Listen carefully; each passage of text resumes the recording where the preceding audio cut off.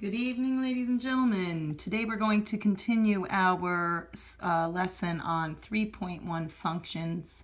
So today we're going to talk about something called domain and range. Now that you know what a function is and how it works, we're going to talk about the other two important parts of functions. So here I have a little function machine, and basically a function, this is called function notation, this is called f of x, and it basically is the same thing as a y, okay? And the reason why we use this function notation is sometimes we want to talk about more than one y at a time. So this allows us to name them f of x, g of x, h of x, instead of having to name them y1, y2, y3. So it's just another notation. It's called function notation. But it just basically means the function of x, which is y. So basically what happens is in the function machine, you input values into the machine.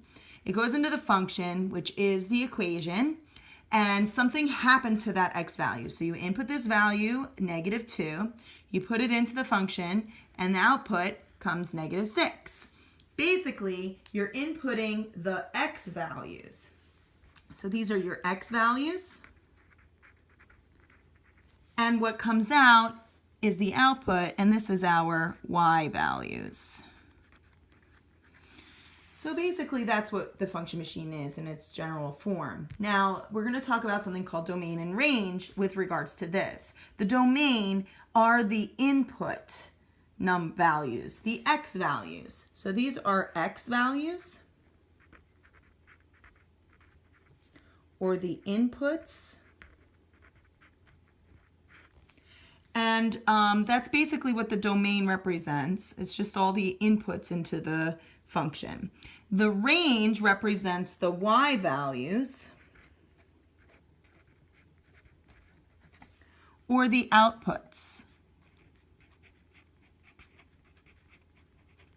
So the inputs are the domain, the x values are the domain, and the outputs are the y values, are the range. So we're going to talk about how this can be represented with regards to example 3. So I'm going to just leave this here for a minute. You can so you can copy it, and then I'm going to put another video on to show you how to find the domain and range from these pictures. So maybe you want to pause this video so you can just copy these and then watch the next video.